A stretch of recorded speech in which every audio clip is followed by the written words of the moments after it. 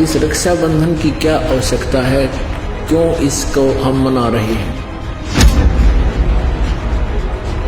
अब रक्षाबंधन का उद्देश्य क्या है कि भाई राखी इसलिए बांधते हैं कि वो हमारी रक्षा करेगा, और भाई की रक्षा कौन करेगा। हम सब का रक्षक कबीर साहब है, कबीर परमेश्वर पूर्ण ब्रह्म परम अक्षर ब्रह्म। ये इस तरह के जो रीति रिवाजें हैं ये हमें पीड़ित करने के लिए है, हमारे को एक दूसरे से दूर करने वाली है।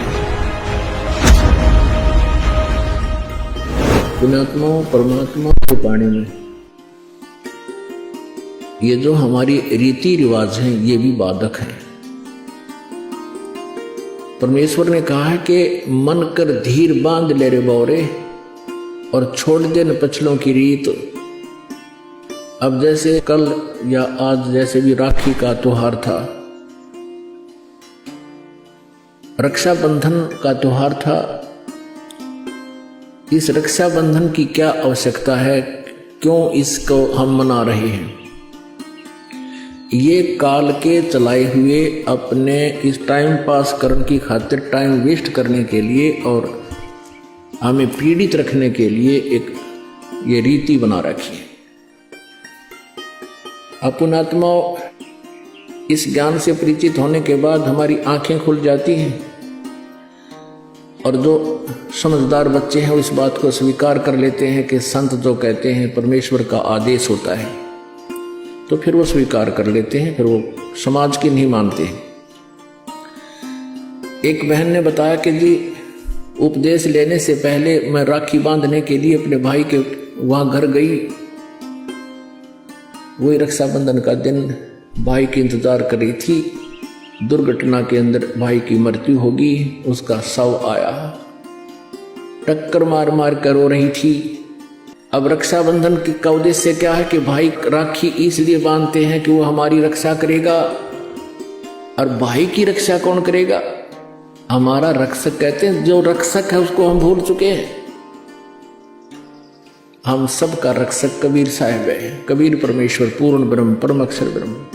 हम सब ने भाई और बहनों ने मिलकर परमेश्वर कबीर जी का रक्षाबंधन बांधना चाहिए, राखी, ताकि भाई और बहन दोनों का रक्षक हो जाए। कबीर साहब को रक्षाबंधन कैसे बंधेगा, हम उसकी शरण में आ जाएंगे, और जो जाकी शरणा बसे ताको ताकी लाज, जल सो ही मछली चढ़ जा बह जाते गजराज। हमने अपने परमात्मा को राखी बांधनी चाहिए।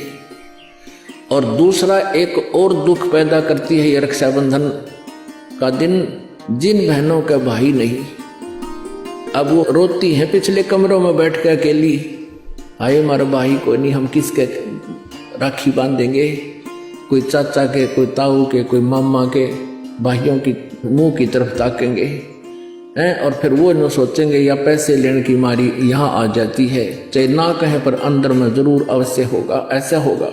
और हमने ऐसा ना करना है, हमने अपने ऊपर कर्जा नहीं चढ़ाना किसी का। तो इसलिए हमने रक्षाबंधन का त्योहार कैसे मनाना है, परमात्मा का नाम ले लेना है। और फिर ये 10वां दिन यहाँ त्योहार होता है, सत्संग होता है, इसमें आकर के हमने इस परमात्मा के ज्ञान को सुनना है। तो ये इस तरह की जो रीति रिवाजें हैं ये हमें पीड़ित करने के लिए है, हमारे को एक दूसरे से दूर करने वाली है। अब रिवाजें बन गई हैं कि बहन राखी बांधना आवेगी, उसको कुछ देना पड़ेगा, एक मजबूरी सी बन गई। तो ये भी हमारे नाते में दरार पैदा करती है। तो पुण्यात्माओं, जिन्होंने परमात्मा पाना है तो परमेश्वर के विधान को अपनाना ही पड़ेगा।